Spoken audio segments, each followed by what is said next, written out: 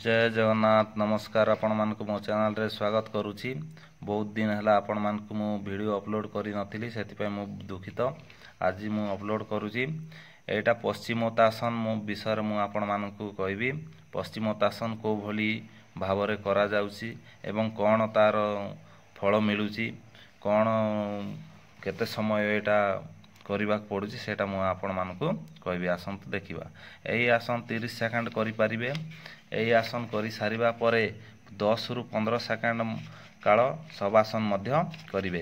यार फल होउछि जदि एटा आपण माने सबुदिन जदि करिवे ताहेले हजम शक्ति वृद्धि पाए, दैहिक तापमात्रा यथा भावरे बजाई रहे, क्षुधा वृद्धि पाए, पेटर शूल वेदना दूर हुए और पाद मजबूत हुए। एही आसन रे मेरुदंड, पाकस्थली, प्लीहा एवं यकृतर कार्य भल हुए।